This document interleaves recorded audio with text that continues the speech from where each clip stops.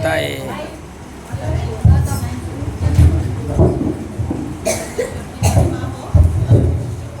Praise the Lord. फिर से सभी को जय मसीह। जय मसीह। आप सभी के प्यार के लिए और आदर के लिए परमेश्वर का धन्यवाद और आप सभी का धन्यवाद करती हूँ और प्रार्थना करती हूँ कि परमेश्वर आप सभी को उसका प्रतिफल जरूर दे। हम कुछ भी नहीं है, हम सिर्फ मनुष्य हैं। हम में से कोई भी हमारा ऐसा कुछ नहीं है खुद का कि जिसके कारण लोग हमारा आदर करें या सम्मान करें। हम खुद जानते हैं हम कैसे हैं, हम क्या है, नहीं। और उसके कारण अगर लोग हमारा आदर करेंगे तो इसका मतलब है हम भजन 1 के अनुसार दुष्टों के साथ संगी है सब। लेकिन परमेश्वर का वचन ही है जो हम लेकर चलते हैं और उसकी उपस्थिति जिसके कारण लोग हमारा आदर करते हैं। आमेन। Yes amen. हालेलुया। छोटा सा प्रार्थना के साथ वचन में जाएंगे। पिता परमेश्वर आपका धन्यवाद करते हैं इस समय के लिए, आपका आदर आपका महिमा करते हैं। पिता पवित्र आत्मा आपके हाथ में खुद को सौंपती हूँ। हर एक जन को हमारी बुद्धि के द्वार को और हमारी समझ को आप की गहराई की बातों को हम देख सके और समझ सके और उसको स्मरण रख सके और उसके अनुसार चल सके, अपने जीवन में उसको कार्य में ला सके। हमारी हम में से हर एक की आप सहायता करें उसके लिए। धन्यवाद यीशु मसीह के नाम में प्रार्थना मांगते हैं। आमीन।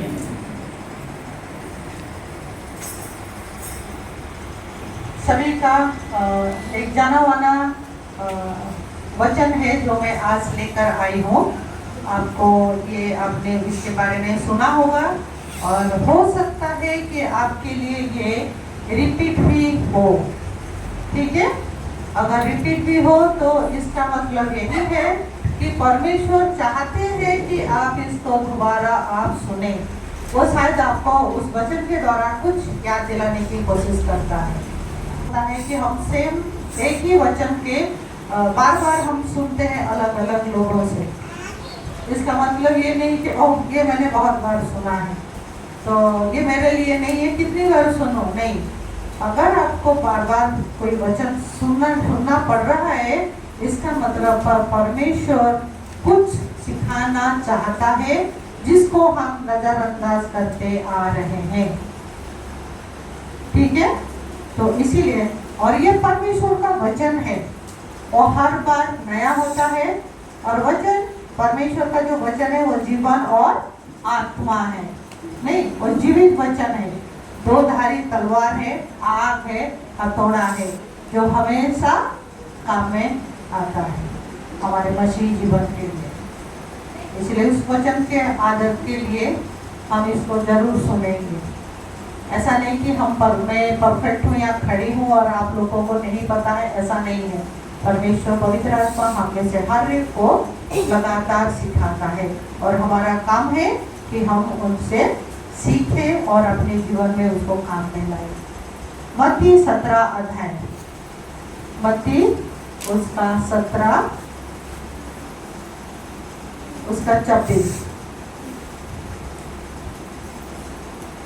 मत्ती 17 उसका 24। कोई नेपाली में थोड़ा जोर से पढ़ देंगे।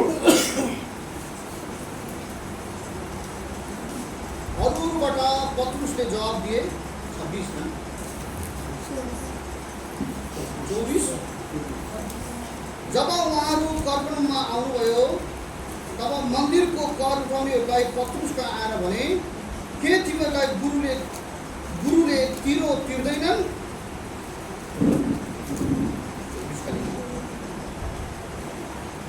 लोग पूछ रहे हैं कि तुम्हारे गुरु कर देते हैं कि नहीं। लेकिन अगर हम थोड़ा आगे चलते हैं और उसी वचन के हिसाब से हम चलते हैं और आगे चलते हैं। I think I give you the मैंने कुछ गलत किया है, सॉरी, मुझे माफ कर दीजिएगा। लूका 17 उसका 6। जब चेलाले सुने तब तिनीहरू अति भयभीत भएर घोप्टो परे। लूका उसका 17 उसका 6।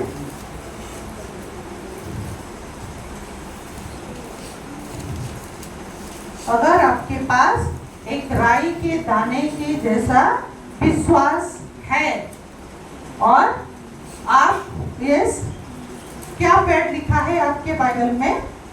प्रभुले भन्नुभयो तिमीहरूमा रहेको दाना जति पनि विश्वास भएदेखि तिमीहरूले यस टिम्बुको रुखलाई उक्लिएर समुद्रमा रोपिन जा भन्यो भने त्यसले मान्नेछ। ओके, अगर तुम उस पेड़ को बोलोगे कि उठ के जाके समुद्र में गिर, तो फिर वो जाके समुद्र में गिरेगा। नहीं, एक और जगह में कहा गया है कि अगर तुम्हारे पास राई के दाने के जैसा विश्वास है तो तुम इस पहाड़ को अगर जाके समुद्र में गिर बोलोगे तो वो जाके समुद्र में गिरेगा। इसका मतलब ये नहीं कि वो पेड़ खुद अपने आप उठ के सचमुच में पेड़ जाके गिरेगा या पहाड़ जाके उठ के गिरेगा, वो नहीं है। लेकिन वो यहाँ पर विश्वास की बात कर रहा है और उससे पहले कुछ घटना वहाँ पे हो रहा है। नहीं, और हम बहुत बार सोचते हैं कि मेरे में इतना विश्वास नहीं है कि मैं कुछ बोलूं और वो हो जाए, मैं कुछ प्रार्थना करूं और उसका उत्तर मिले।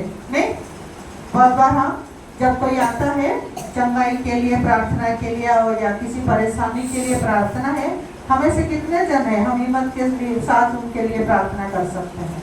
कितने जन हैं? क्यों नहीं कर पाते? क्योंकि हमारा विश्वास के ऊपर हमारा भरोसा नहीं है।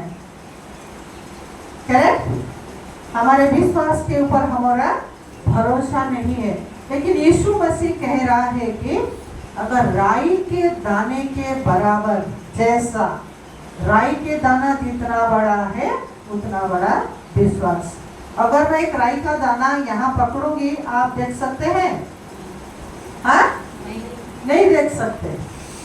आपको नजदीक से दिखाना पड़ेगा मुझे कि ये एक राई का दाना है। नहीं, अगर वो काला वाला है, लाल वाला, तो दिख सकता है शायद कलर के कारण। नहीं तो नहीं दिखेगा। विश्वास किसी को दिखता नहीं है। आपका विश्वास किसी को दिखता नहीं है, लेकिन इसका मतलब नहीं है कि वो विश्वास वहां पर नहीं है। लेकिन आपके पास जो आया है प्रार्थना के लिए, आपकी राई का दाने का विश्वास उसको दिखता है। इसलिए कोई उत्साहित है इसके लिए? आपकी राई के दाना का विश्वास कोई दूसरा देख सका, जिसके कारण वो आपके पास आता है कि बहन या भाई मेरे लिए प्रार्थना कर दीजिए। सिर्फ राई के दाने जैसा विश्वास। यीशु अपने चेलों को कह रहा है कि सिर्फ राई के दाने के जैसा विश्वास होने से तुम पहाड़ को भी हटा सकते हो और पेड़ को भी तो उखाड़ सकते हो। तो ये जो पहाड़ है या पेड़ है, ये क्या हो सकता है? मैंने एक कहानी सुनी थी, ट्रू सच्ची कहानी, जब मैं संडे स्कूल में थी, कि कोई चिल्ड्रन शो में, और ये सच्ची घटना है, एक चिल्ड्रन शो बनाने के लिए उनको जगह दी गई, और जो जगह दी गई वहाँ पे एक पहाड़ था, छोटा सा टापू जैसा, और उनको उसे साफ करने के लिए, उसको जमीन को लेवल करने के लिए उनको खर्च करना था। उनके पास जो धन है नहीं, तो सारे बच्चे मिलकर प्रार्थना किया। यीशु मसीह तूने कहा है कि अगर तुम्हारे पास राई के दाना जैसा विश्वास है तो तुम उस पहाड़ को बोलोगे और यहाँ से उठ के समुद्र में गिर, तो वो गिरेगा। यीशु मसीह, हम अपने विश्वास के साथ प्रार्थना करते हैं तो इस पहाड़ को यहाँ से ये हट जाए यीशु के नाम से। कुछ दिन के बाद सरकारी गाड़ी आई और वो क्या बोलते हैं, जेसीबी लेकर आए, वो लोग खुद ही उस जगह को लेवल करा दिया। हालेलुया। राई के दाने की विश्वास है। ये विश्वास किसी एक और व्यक्ति के पास था, जिसके बारे में आज हम देखेंगे। पहला सामुएल 16 अध्याय, सबका प्यारा कहानी। नहीं क्या है? बिना देखे कौन बता सकता है? पहला सामुएल उसका 16 अध्याय किसकी कहानी है? हाँ, संडे स्कूल के बच्चे हैं यहाँ पे, है कि नहीं? नहीं है? ठीक है। पहला सामुएल 16 अध्याय उसका 6। ओके, परमेश्वर साउल को कुछ जानने के बाद उन्होंने शामुएल को कह रहे हैं कि तेल ले और इसे के घर में जा। और सामुएल तेल लेकर, अभिषेक का तेल लेकर इसे के घर आता है और वो इलियाब को देखता है। इसे का बड़ा बेटा इलियाब को देखता है। अच्छा खासा लंबा चौड़ा जवान है, हेल्दी है, स्ट्रॉन्ग दिख रहा है। और वो सोचा यही है, क्योंकि पहले साउल उनका राजा था, नहीं पहला राजा। वो अपने कद में कंधे से ऊपर सबसे लंबा था, मतलब जो भी उसके बाद जो उसे छोटा था दूसरा था, वो उसका हाइट उसके कंधे तक आता था। वो सबसे कंधे से ऊपर था। अच्छा खासा जवान था, देखने में अच्छा था, सुंदर था, मजबूत था जवान।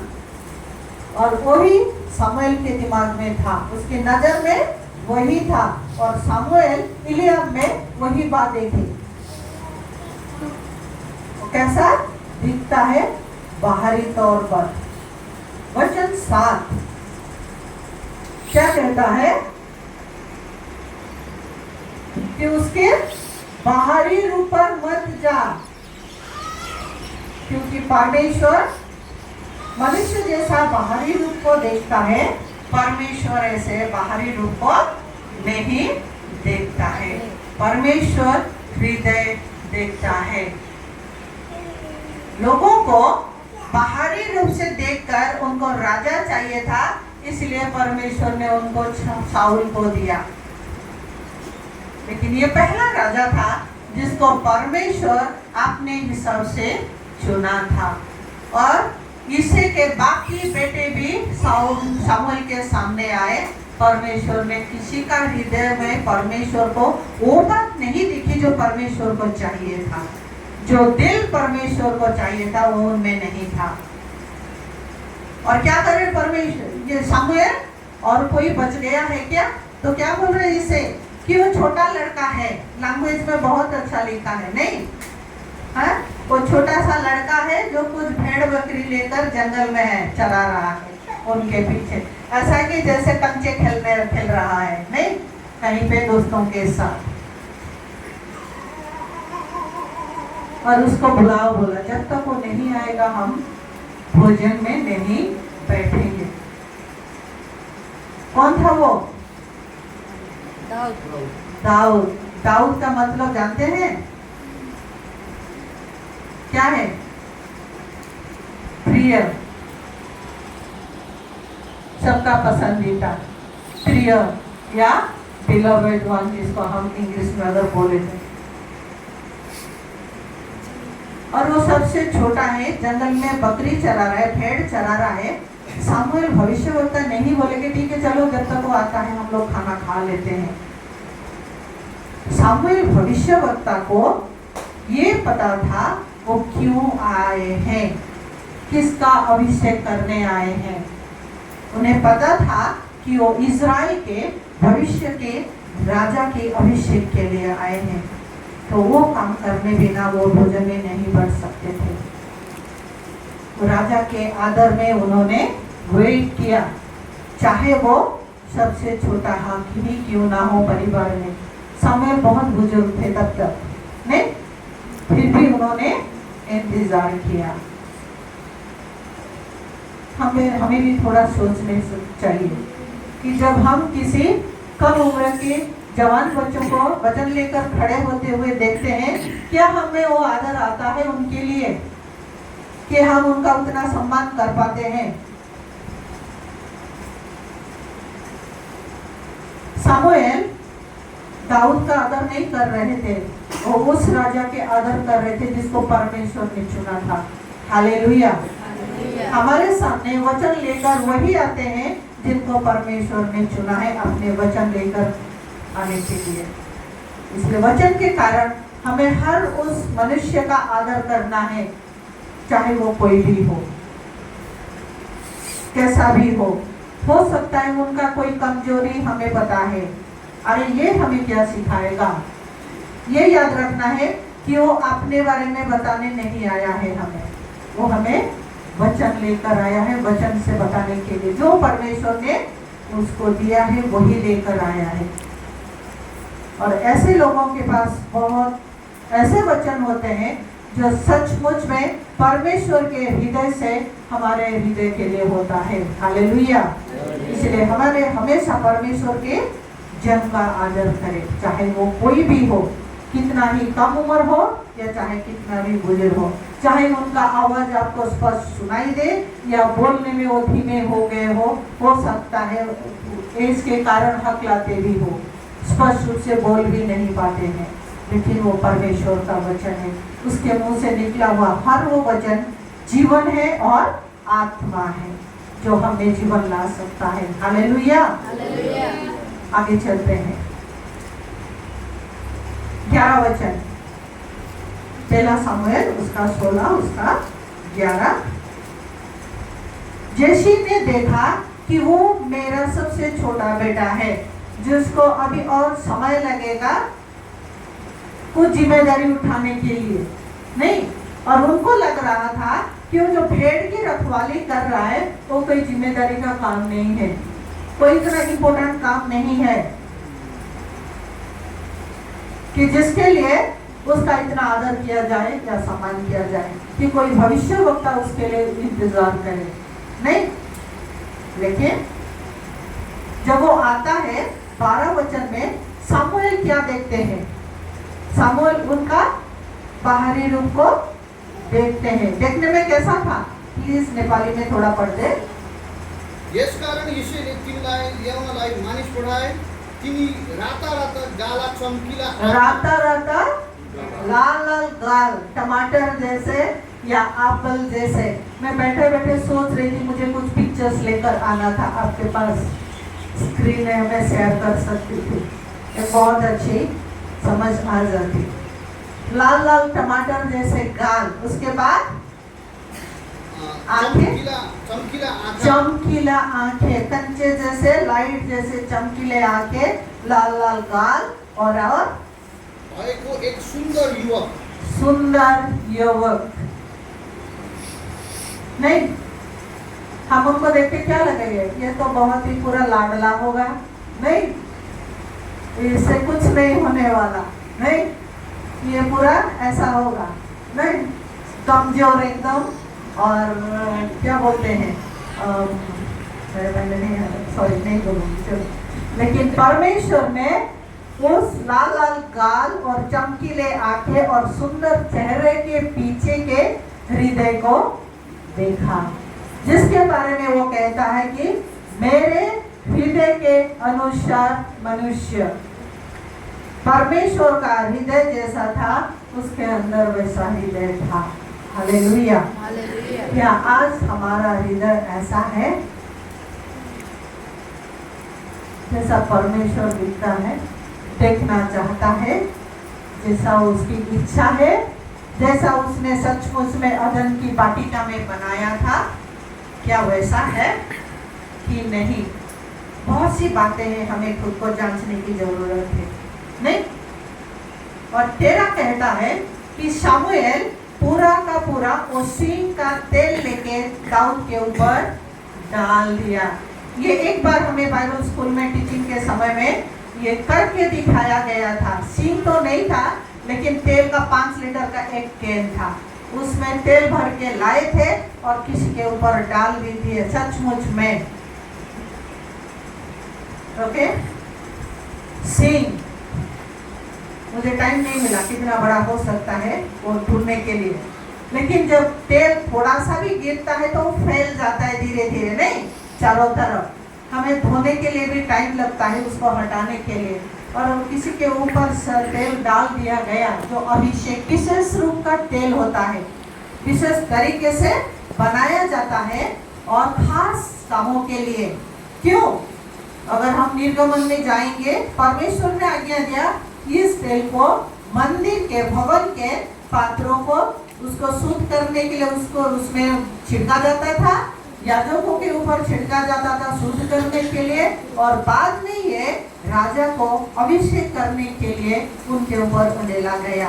ये वही तेल था और ये बहुत ही खुशबूदार तेल था। तो क्या सोचते हैं, जब दाऊद के ऊपर इतना सारा सिंह भर के तेल डाल दिया गया, वो पता चला कि नहीं किसी को?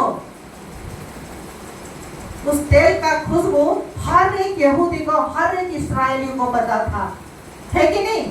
और जब इतना सारा तेल डाल दिया गया, उसकी खुशबू उस एरिया में उसकी महक फैल गई होगी। हर एक को पता चला आज तो कुछ हुआ है बड़ा। आजकल बहुत ऐसे भविष्यवाणियां यूट्यूब में आता है, बड़ा होने वाला है, लेकिन उसमें दिन सचमुच कुछ बड़ा हो गया था और ये किसी को भविष्यवाणी की नहीं गई थी। परमेश्वर अपने समय में अपने इच्छा के अनुसार उसने किया और सभी को पता चला उस खुशबू से। और वो क्या लगता है, वो खुशबू एक दिन में चला गया होगा? दाऊद नहाने के बाद नहीं गया होगा। दाऊद को भी पता था उसके साथ क्या हुआ है। तो जहां भी गया उस अभिषेक के खुशबू को लेकर वो चला। यीशु मसीह जो खुद अभिषेक है आज हम में है, उसकी अभिषेक की खुशबू लेकर हम चलते हैं। क्या उसकी खुशबू है? उस अभिषेक का खुशबू।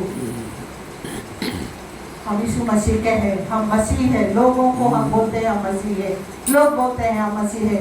क्या वो अभिषेक का खुशबू है या नहीं? जब हम चलते हैं लोग देख पाते हैं कि नहीं, यस ये मसीह आ रहा है। आपकी उपस्थिति में माहौल बदल जाता है कि नहीं?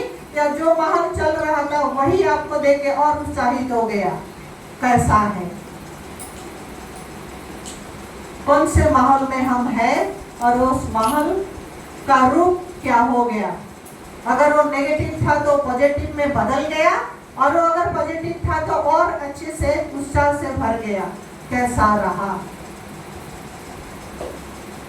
या जो नेगेटिव था वही और बढ़ गया? किसकी खुशबू लेकर हम चलते हैं आज? ये सोचने वाली बात है। और वचन कहता है कि उसी दिन से परमेश्वर का आत्मा दाऊद के ऊपर बना रहा, उसी दिन से। और उसके तुरंत बाद हम देखते हैं दाऊद और गलियात के बारे में। उसमें से कुछ पॉइंट हम देखेंगे। पहला शमूएल 10 में चलते हैं, थोड़ा पीछे में जाना चाहूंगी।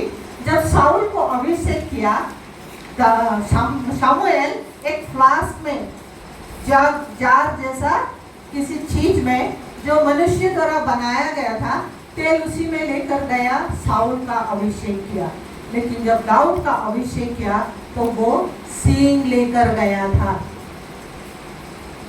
सींग किस चीज का चिन्ह है? जब हम सींग बोलते हैं, जानवर को किसने बनाया? परमेश्वर ने बनाया, क्रिएट किया, नहीं बोला और उनकी सृष्टि हुई। परमेश्वर ने बोला, उसके वचन के द्वारा उनकी सृष्टि हुई। सिंह ये परमेश्वर का चुनाव था। कौन? दाऊद। दाऊद को परमेश्वर ने चुना और वो सिंह में तेल लेकर जा रहे। और जो सिंह है, जानवर क्यों यूज करते हैं? आइदर आक्रमण करने के लिए, नहीं तो खुद का बचाव करने के लिए, करेक्ट? और ये उसकी ताकत होता है। गाय बैल से डरती नहीं हूँ, लेकिन उसका सींग का आकार देख के डर आता है अंदर से, नहीं? हर किसी गाय बैल से हम डरते नहीं है, लेकिन कुछ है जिनका सींग देखते ही हम थोड़ा साइड कट मारते हैं। उनका ताकत है वो, उनका घमंड है, उनका गौरव है, उनकी पहचान है वो,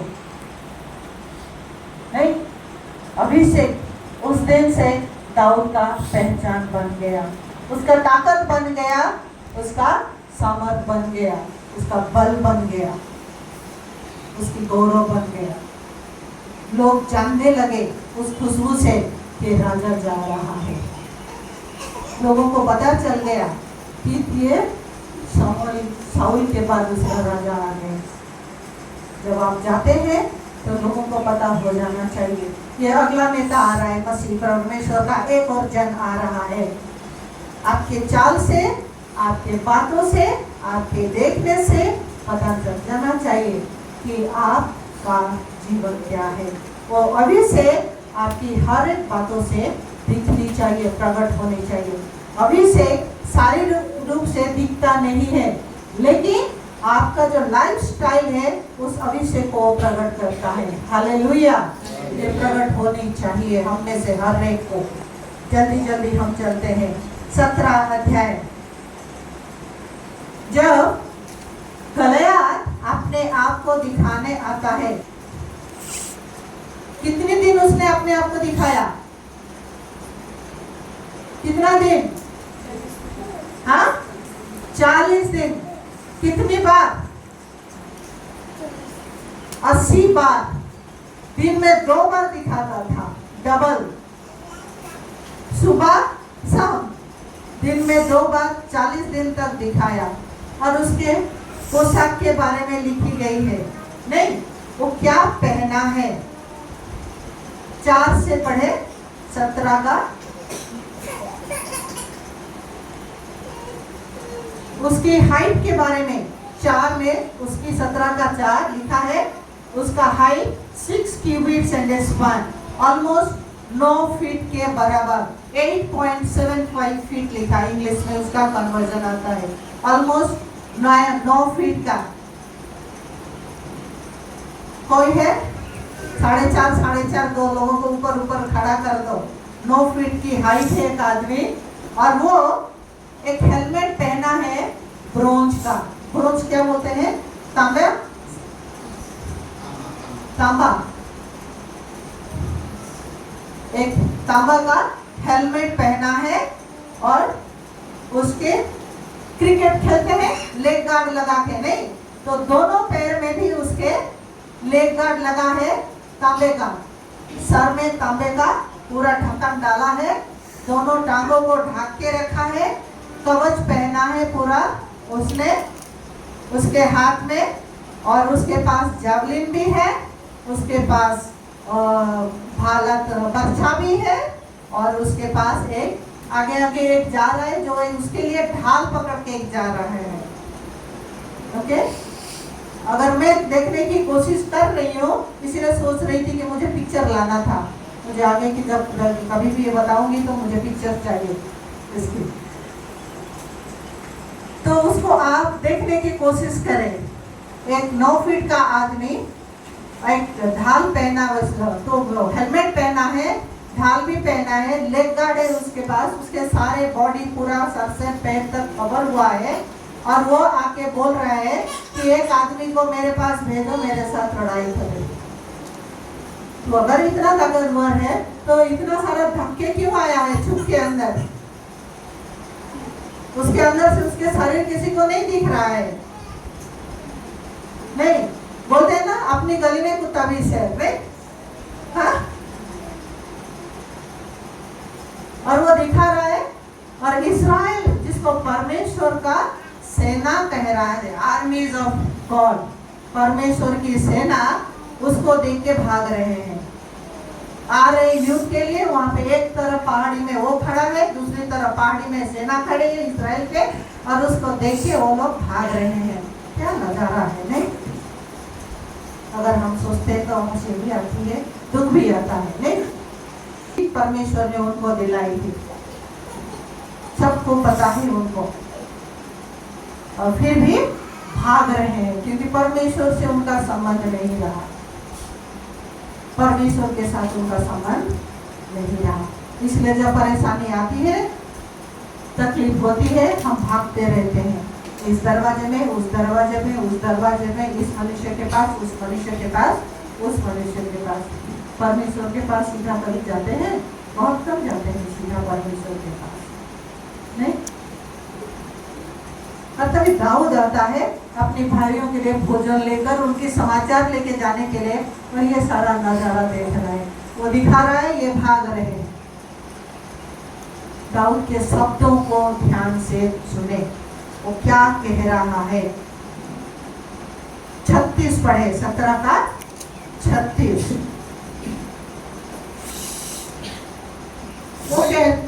मैले सिंह र भालु दुवैलाई मारेको छु र यस बेखतनाको पलिस्तीको दशा तिनीहरूको भन्दा असल हुने छैन।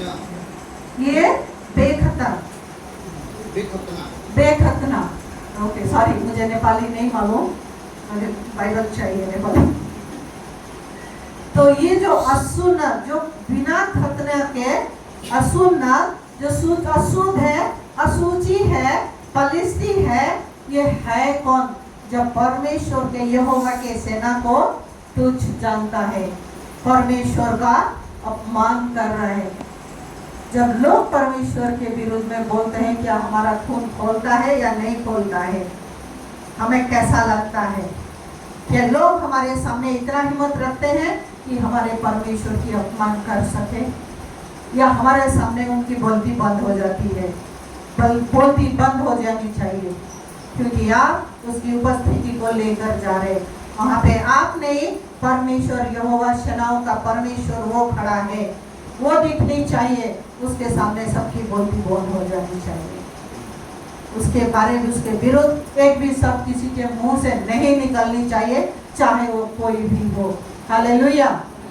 अपने जीवन को हमें उस लेवल में लाना चाहिए। एक्चुअली उस लेवल में लाना चाहिए नहीं, हम उस लेवल में है, हमें नहीं पता, हमें नहीं पता। अपनी आइडेंटिटी को हमने अपने आईडी कार्ड को देखा ही नहीं।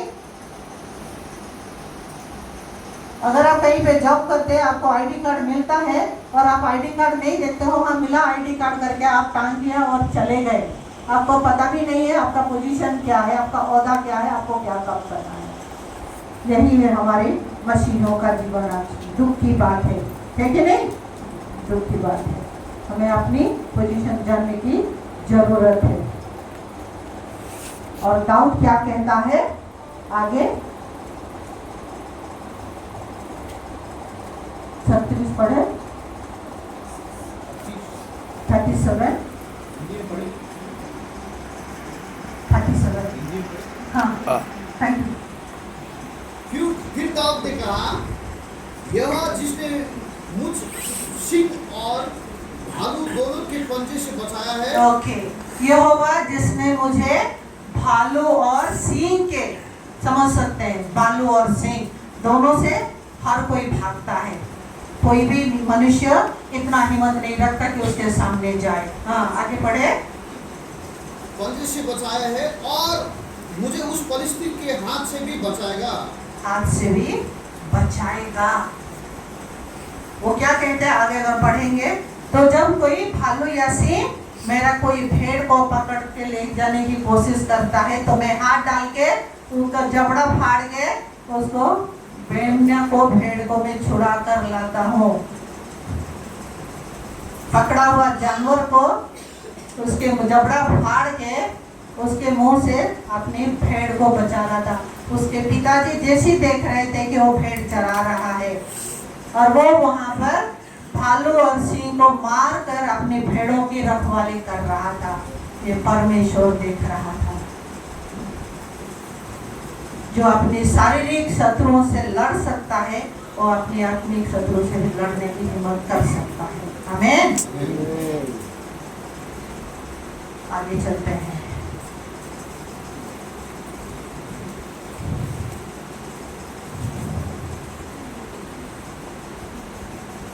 मैं शॉर्टकट में जाऊंगी, नहीं पढ़ेंगे टाइम बचाने के लिए, ताकि मैं भी खत्म। हमें ये कहानी सबको पता है नहीं? दाऊद क्या लेकर जाता है? 5 पत्थर। हाँ, 5 पत्थर और अपनी वो कैटapult लेके जाता है। नहीं, आप पत्थर से, कैटapult से आप क्या करते हो? कुत्ता को भगाते हैं बच्चे, चिड़िया मारते हैं, नहीं तो फल तोड़ते हैं पेड़ों से। नहीं, एक बालक था, वचन कहता है लाल लाल टमाटर जैसा गाल, चमकीले आँख और देखने में सुंदर, और वो कैटapult और पत्थर लेके जा रहे। कोई सोचेगा जा रहा है फल तोड़ने, या कुत्ता बिल्ली मारने, नहीं, अपने भेड़ों को बचाने के लिए। गलियात आ रहा है सामने से और क्या बोल रहा है दाऊद को, क्या मैं कुत्ता हूँ जो तू लाठी लेके मेरे पास आई? उसके हाथ में एक लाठी भी था, अपना जो चरवाहे वाला लाठी है उसके हाथ में वो लाठी भी था। तुम्हारा क्या मैं कुत्ता हूँ तू मेरे पास लाठी लेकर आया है? वो कह रहा है आज मैं तुझे मार के तेरा मांस आकाश जानवरों को खिला दूंगा, नहीं? और दाऊद क्या बोल रहा है? सारी फलिश्तियों की मार कर आकाश के चिड़ियों को और जंगली जानवरों को खिला दूंगा। वो एकलौता दाऊद की बात कर रहा है। दाऊद पूरी फलिश्ती सेना की बात कर रहा है। हालेलुया। आपको पता है जब शैतान आपको आक्रमण करता है, वाटा करने की कोशिश करता है, उसको सफल हम होने देते हैं, नहीं? अगर बाहर विपत्ति है या कुछ जानवर है, हम जानते हैं दरवाजा खुला छोड़ते हैं तो घुस आता है, घर में विपत्ति आ जाती है, अगर बंद रखते हैं तो नहीं आता है। ऐसे ही हमें अपनी आत्मिक हथियारों को सजाकर अपनी सही जगह में उसको धारण करने की जरूरत है। इफिसियंस 6 में जैसा लिखा है, हर एक हथियार को, सच्चाई की, विश्वास की, हर एक तरह उस हथियार को हमें पहन के रहने की हर वक्त जरूरत है, ताकि उसकी कोई भी हथियार हमारे विरुद्ध खड़ा ना हो सके, काम ना कर पाए। सब पहन का आया था गलियात। उसको दाऊद बोल रहे तुझे मारूंगा, तेरा मांस भी खिलाऊंगा, बाकी तेरे साथ जो है सबका मांस खिलाऊंगा। उसने कहा क्या मैं कुत्ता हूँ? दाऊद ने क्या बोला? क्या कैसे मारा गलियात को? कुत्ते जैसा ही मारा कि नहीं? उसने खुद बोला था, मैं गलियात ने खुद बोला था क्या मैं कुत्ता हूँ? तो दाऊद ने उसको वही रहने दिया, कुत्ते जैसा उसको पत्थर से मारा। उसको जब साउल का उसका जो आर्मर पहनने के लिए दिया गया, उसका कवच, उसके तलवार सब दिए गए, वो उसको उठाकर चल नहीं पाया। और यहाँ पे उसके तलवार के बारे में कहा जाता है, वो भी अच्छा खासा भारी भरकम तलवार था, उसी का तलवार लेके उसको मार डाला। एक बालक के सामने और 9 फीट का आदमी, उन सारे कवच के अंदर एक पहाड़ी था, किसी पेड़ या किसी पहाड़ से कम नहीं था उस बालक के सामने। लेकिन वो बालक जानता था वो है कौन। वो क्या कह रहा है? मैं सेनाओं के यहोवा परमेश्वर के नाम से तेरे पास आता हूँ। उस नाम को लेकर वो गया था उस दिन। आज जो नाम हम में से हर एक को दी गई है, वो नाम है प्रभु यीशु मसीह। आपके पास वो नाम है या डाउट है? है। उस नाम से आप अपने हर एक शत्रु को, आपका परेशानी चाहे कोई भी परेशानी हो, चाहे बीमारी आपकी शत्रु आपका गलियात हो, या चाहे फाइनेंशियल प्रॉब्लम आपका गलियात हो, या कोई और परेशानी, परिवार का परेशानी हो, पड़ोसी के साथ परेशानी हो, जमीन जायदाद का परेशानी हो, कोई भी परेशानी हो, चाहे वो पहाड़ हो या चाहे वो आपका पेड़ हो आपके सामने खड़े हो, उस नाम को अगर आप जानते हैं और वो विश्वास से अगर आप खड़े होते हैं तो आप कुछ भी कर सकते हैं। आप उस पहाड़ को ढा सकते हैं, उस पेड़ को वहां से आप हटा सकते हैं जड़ के साथ। ये सामर्थ हर एक विश्वासी को दी गई थी। दाऊद और गलियात की ये जो लड़ाई थी, ये कोई लड़ाई नहीं था, ये तो वन साइडेड हुआ। लड़ाई हुई नहीं हुई। उसने बोला एक मनुष्य को भेजो मेरे साथ, आदमी को भेजो मेरे साथ लड़ाई करेगा। कौन गया था? एक बालक गया था, वो 9 फीट के आदमी से, बाइबल इंग्लिश बाइबल कहता है चैंपियन, उसको एक बालक गया था, चैंपियन को पछाड़ के मार के गला काट के उसका सर लेके आया, पूरा नगर में घुमा। वो लोग उसकी तारीफ करने लगे, यहोवा की बड़ाई होने लगी। एक बालक था, यीशु मसीह का नाम एक छोटे बच्चे के मुंह में भी वो सामर्थ रखता है जो शत्रु को ढा सकता है। हालेलुया। तो आप क्या इतने छोटे भी नहीं हो? नहीं? हम में से बहुत सारे यहाँ पे हैं जो दाऊद की उम्र से बहुत बड़े हैं। यीशु मसीह का नाम हमें मिली है।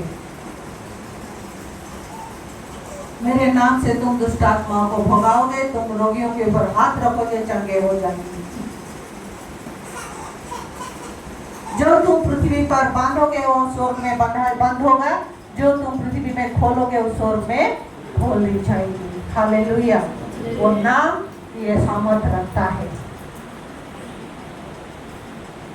सिर्फ दाऊद और गलियात की एक कहानी नहीं है, एक इंटरेस्टिंग कहानी बच्चों के सुनने लायक। वाह, परमेश्वर ने ऐसा किया, दाऊद था, मारा उसको और कैटापुल्ट से और इस्राएल को विजय दिया। नहीं, वो बहुत कुछ गहरा अर्थ रखता है अपने अंदर, बहुत कुछ गहरा अर्थ अपने अंदर रखता है। आपके जीवन से उस गलायत को भगाइए, उसका नाश करे। दाऊद ने भगाया नहीं उसको मार डाला, उसका अस्तित्व ही मिटा दिया, उसके वजन को मिटा दिया उसने। आपके जीवन से अपने शत्रु के वजन को यीशु के नाम से मिटाए, उसको जीवित रहने मत दे। जब इस्राएली लोग कनान में गए, उनको कहा गया कि वहां के लोगों को क्या करना है, वहां रहने ही नहीं देना है, वहां से उनको खदेड़ भगाना है, उनको मार डालना था या तो उनको भगाना था अपने शत्रुओं को। जहां भी जाते थे किसी भी नगर को उनको अधिकार करना था, अगर उस नगर को पूरी रीति से लोगों को सब कुछ को मार के जलाकर उसको राख करना था, या नहीं तो उनको वहां से भगाना था। अगर नहीं करोगे, वचन कहता है कि अगर नहीं करोगे, आप यहोशू में पढ़े और न्याय में पढ़े, अगर नहीं करोगे तो वो तुम्हारे लिए फंदे की तरह होगे, गले में फंदे की तरह। फंदा क्या करता है, आप फंसते हो, आपका हाथ पैर या गर्दन, आपका गर्दन या जानवर का फंस जाता है, तो वहीं पे छटपटाता है, वो अपने आप को नहीं छुड़ा पाता है। और इस्राएली के साथ यही हुआ। अब भी इसीलिए ये लड़ाई हो रहा है। अगर तभी उन लोगों को पूरी रीति से खदेड़ दिया होता, निकाल दिया होता, पूरे देश को अधिकार कर लिया था पूरी तरह से 100%, तो आज ये लड़ाई नहीं होती। हम अपने जीवन में संघर्ष लगातार हम लड़ाई करते आ रहे हैं, किसी ना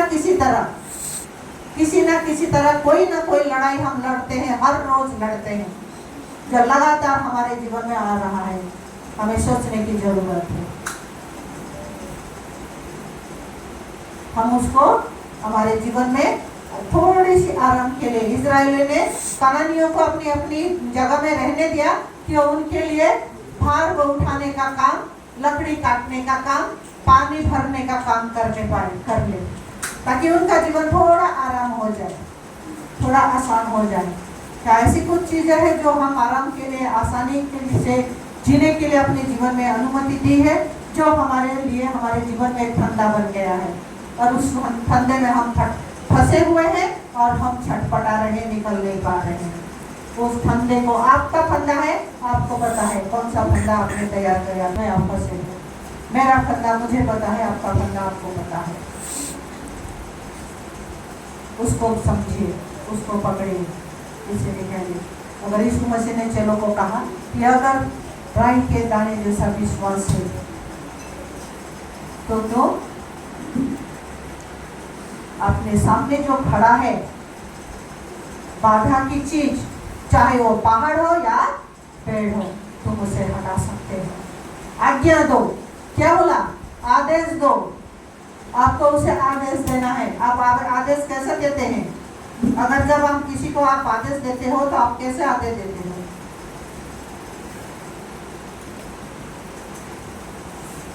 कैसे आदेश देते हो? जो आपके लिए कोई काम करता है, आप जब उसको कुछ काम करने के लिए आदेश देते हो, आप कैसे बोलते हो? भाई प्लीज थोड़ा जाओ ना यहाँ से, उसको थोड़ा कर दो ना, आप ऐसे बोलते हो? हक के साथ बोल दो, नहीं नाम लेके बोलते हो, उसको हटाओ, उसको यहाँ पे रखो, उसको साफ करो, ये खड़ा करो, ये बिठाओ, ये डालो, नहीं ये साफ करो, उसको धो। तो जब शैतान के बात आती है तो हम क्या करते हैं? यीशु मसीह कृपया उसको हमारे जीवन से दूर कर, गिड़गिड़ाते रहते हैं हम, रोते रहते हैं, गिड़गिड़ाते हैं। हमें यीशु ने कहा आज्ञा दो, आदेश दो। दहाड़ने की जरूरत है आपको। आपके अंदर यहूदा का सींग है। सींग किसी को गिनती नहीं करता है, दहाड़ता है नहीं। उसकी एक दहाड़, अगर आप लोग एनिमल किंगडम वाले चैनल देखते हो तो आपको पता है सींग दहाड़ने से आसपास उसकी क्या रिएक्शन होती है नहीं। पूरी जंगल में उसकी रिएक्शन हो जाती है। ऐसे ही जब आप दहाड़ोगे यीशु के नाम से, आपके शत्रु के ऊपर, आपकी पहाड़ के ऊपर, आपकी पेड़ के ऊपर, पूरी प्रकृति, पूरी शैतान की संसार, उसकी सिंहासन, उसका साम्राज्य कांपने लगेगा। पत्ते की तरह वो गिरने लगेंगे आपके जीवन से। वो उस विश्वासी से डरता है जो आदेश देना जानता है यीशु मसीह के नाम से। उस विश्वासी से डरता है जो वचन बोलना जानता है। वो उस विश्वासी से नहीं डरता जो उपवास प्रार्थना तो करता है, वचन तो पढ़ता है, स्तुति आराधना करता है, लेकिन वचन बोलना नहीं जानता है। बोलना नहीं जानता है, उससे वो डरता है। उसको कोई फर्क नहीं पड़ता। आपकी जीवन बहुत आराम से, शांति से गुजरती होगी, गुजर जाएगी ऐसे। हर हफ्ता उपवास प्रार्थना, हर रोज घंटों बाइबल पढ़ना, प्रार्थना करना, उपवास करना, सेवा संगति करना, आराधना करना बहुत अच्छी बात है। लेकिन जब तक आप वचन बोलना नहीं जानते, उसको कोई फर्क नहीं पड़ता, क्योंकि वो वचन से डरता है। यीशु मसीह ने वचन बोला शैतान को। शैतान वचन जानता है और यीशु मसीह शैतान को वचन में बोल, लिखा है। उन्होंने नहीं बोला लिखा है जाके पढ़ ले, उसने बोला लिखा है मनुष्य सिर्फ रोटी से जीवित नहीं रहेगा, परमेश्वर के मुंह से निकला हुआ हर एक वचन से जीवित रहेगा। यीशु ने बोला, वचन बोला मुंह से। आपको बोलने की जरूरत है। उस पहाड़ को, उस समस्या को, उस तकलीफ को, उस बीमारी को आपको वचन बोलने की आवश्यकता है। जब आप वचन बोलोगे वो हटेगा। हर वक्त वचन, हर परिस्थिति में वचन बोलने की जरूरत है। पौलुस कहता है परमेश्वर यीशु मसीह का वचन तुम में बहुतायत से बरसने पाए, हृदय की पूर्णता से, भरपूरी से, मुंह out of the abundance of the heart mouth speaks. जब वचन भरा होता है तो मुंह से वचन निकलता है। वचन के अनुसार हम बात करते हैं। हम वचन से लोगों को सतर्क कराते हैं या उनको डांटते हैं या वचन ही बोलते हैं, अपना शब्द नहीं बोलते हैं, क्योंकि अंदर वचन होता है। तो वो मनुष्य जब शत्रु से भी बात करेगा तो वचन ही बोलेगा। हालेलुया। इसलिए वचन को पहले अपने अंदर भर ले तो वचन ही निकलेगा हर परिस्थिति में। यीशु ने कहा मेरा जाना तुम्हारे लिए अच्छा है, क्योंकि अगर मैं जाऊंगा तो भी मैं पवित्र आत्मा को, सहायक को भेजूंगा, तो हमेशा तुम्हारे साथ रहेगा। आपके साथ हमेशा रहने के लिए यीशु मसीह नहीं आया था, आपके साथ हमेशा रहने के लिए पवित्र आत्मा दी गई है। वो हमेशा हमेशा आपके साथ रहता है। अगर परमेश्वर ने चाहा तो हम आगे कंटिन्यू इसके बारे में सीखेंगे, जैसे परमेश्वर हमको सिखाना चाहेगा। इस अवसर के लिए आप सभी को धन्यवाद। पास्टर बहुत बहुत आपको भी धन्यवाद, और धन्यवाद सभी ने ध्यान पूर्वक सुना। परमेश्वर की महिमा हो। अगर आपकी जीवन आशीषित हो तो वचन के अनुसार चले, वही हमारे लिए बहुत है। हम सिखाने जाते हैं, सिर्फ यही एक इच्छा रहती है, आप वचन के अनुसार चले, वचन के अनुसार वचन को पालन करें और लोगों को सिखाए जो पालन करें जैसे। आमीन। हालेलुया। परमेश्वर सभी वास